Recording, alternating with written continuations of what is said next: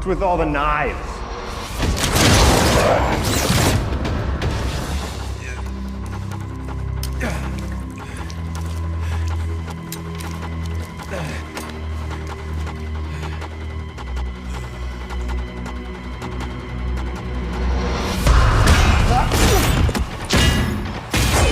And as soon as Bucky caught that knife, I was super stoked. I want to see more Bucky knife fighting.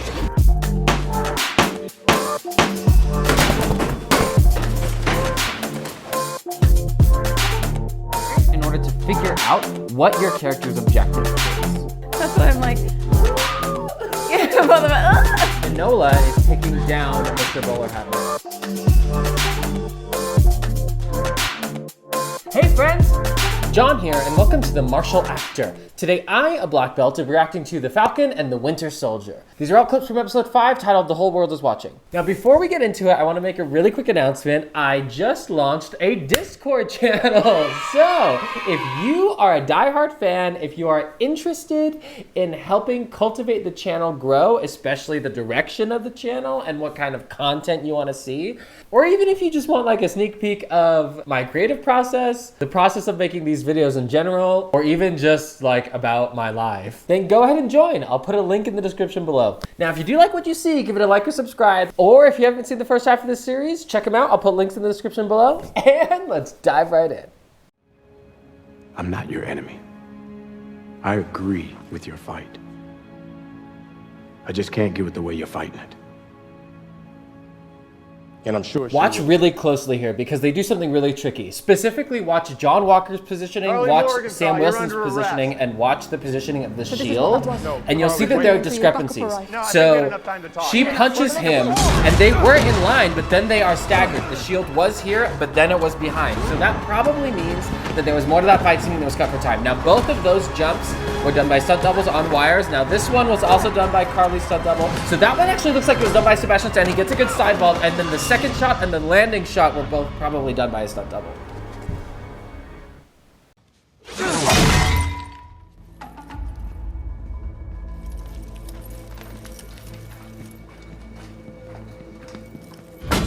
Nokuba ikona into ekufuneka ifezin killing guy actually pelile. Release him to us now. Hi, John Walker. Captain America. Well, let's put down the pointy sticks. I was so stoked to see Io and the Dora Milaje back. I'm really glad they're paying this off because they started setting it up in the last episode. The Dora Milaje don't have jurisdiction here. The Dora Milaje have jurisdiction wherever the Dora Milaje find themselves to be.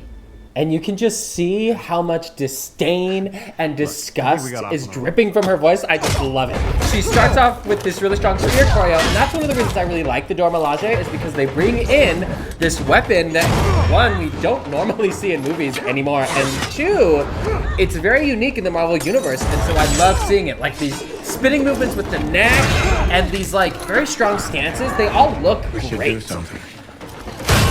Looking strong, John.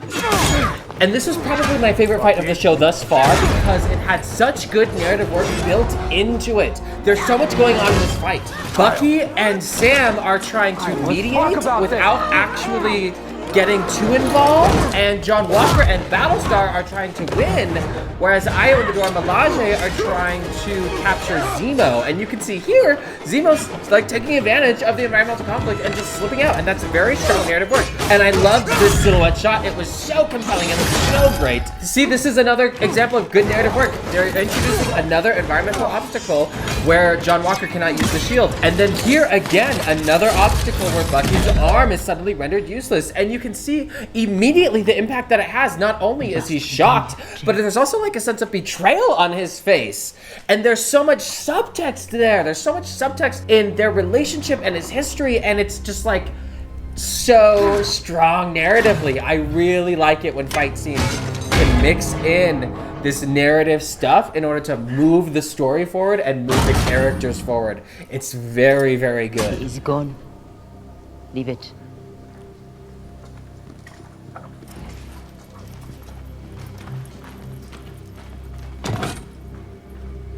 Did you know they could do that? And this is another example of what I'm talking about. US agent did not take the shield back from the Dora Milaje. The Dora Milaje gave him the shield back.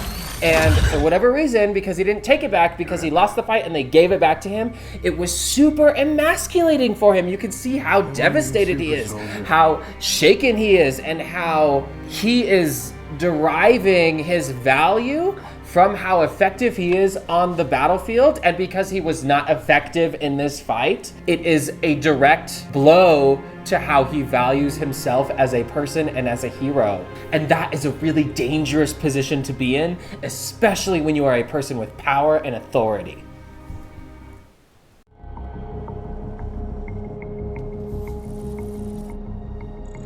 Hello, John Walker. Hey, Sam.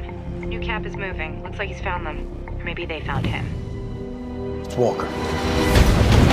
A lot of this stunt right here was CG cut together with practical, and then that was a jump spinning sidekick from Falcon. That looks great.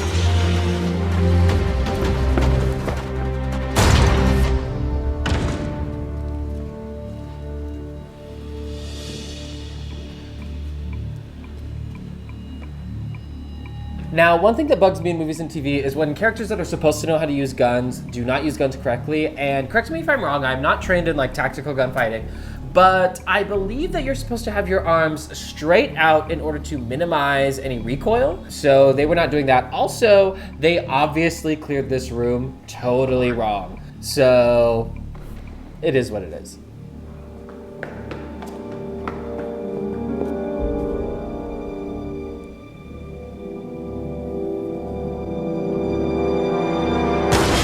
And you can see again here, like, there was no clearing of the room. He just barged straight in. So, not the most realistic way to try to be hunting down criminals in, like, an empty building. I like to think this body drags are really easy stunts to do, and they look good. So, that was great. Now, that punch did not look awesome. It could have been framed better, but also narratively, like if a super soldier were to punch you full force in the face and you were just an average Joe, you'd be dead. There is no way that Battlestar would just get knocked out from that, so that's narratively hard to believe. And this was some fun choreo. We get to, again, play with the silhouette and shadows here, which I think looks really great aesthetically. And then, again, we fall into this, like, weird narrative thing where the assailant just, like, disappears. It's very ninja-esque, and this is not a mechanic that we have been introduced to earlier, so it seems a little bit unbelievable again.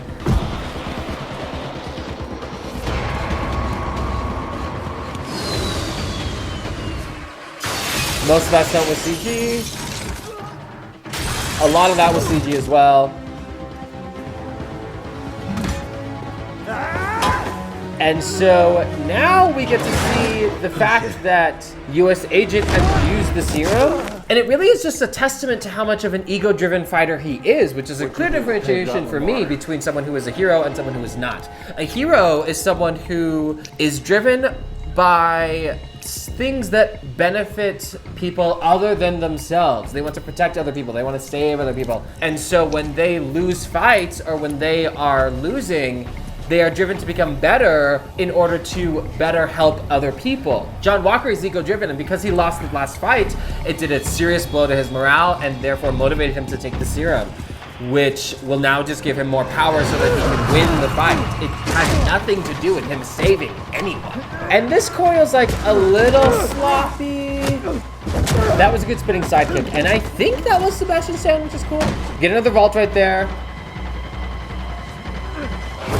And that was a strong front kick. Breaking through walls is always a fun stunt to see, so like that. Stay there.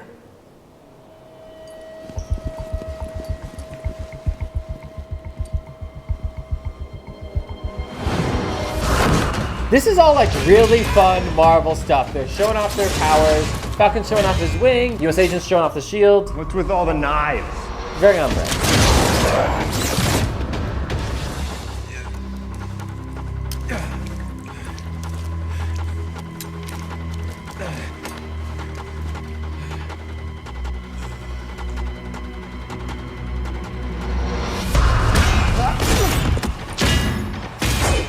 And as soon as Bucky caught that knife, I was super stoked. I want to see more Bucky knife fighting.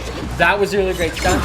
And this is all good choreo. That was a really fun throw. So I wanted that sequence to be longer.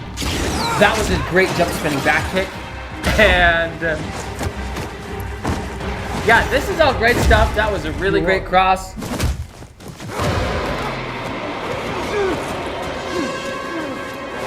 Good side vault from Karli.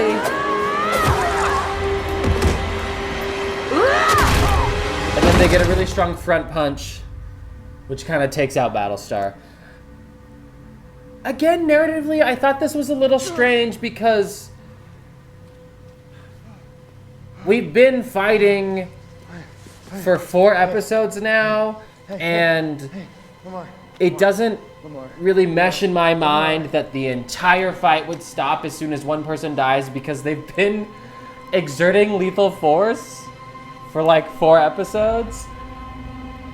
Combined with the fact that Karli already blew up a building, like, I get that they were targeting US Agent, not Battlestar, but I think it was a little narratively weak that it paused the entire fight and caused them all to like reevaluate what they were doing.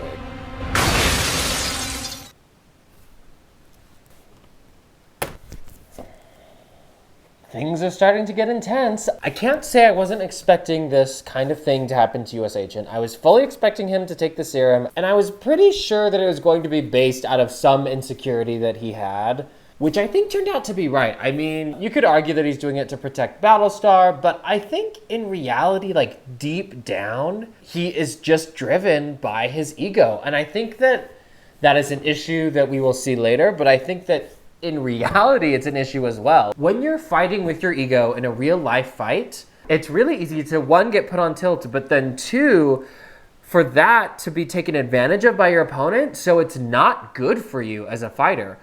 But then secondly, it's very prideful, because it's prideful to think that you are the best fighter there is. There is always someone that is going to be better than you. There is always someone that's going to be more skilled than you. And there is always someone that's going to be working harder than you. And so when you don't have that objective view of reality, when you think that you are the best fighter in the room, when you think that you are the best fighter in a match, all that's going to come to you is a rude awakening. And it's just a matter of time. I don't think it's good for you as a fighter. I don't think it's good for you as a martial artist, but I definitely don't think it's good for you if you're a hero. So I don't know if they're necessarily going to spend more time solidifying his fall from grace, especially with that last frame that was very strong iconography, and I don't think it can get much worse for him from here. Plus, with only 2 episodes left, I think they're going to start working on wrapping everything up. I'm just going to call it and say that he is going to relinquish the shield. I've kind of thought that that was what was going to happen, but after this episode, I'm going to call it and say he's going to give it to Sam. Stick around next week for episode 5, and that's all I've got for you today. So take care of yourself, take care of each other, and I'll see you next time.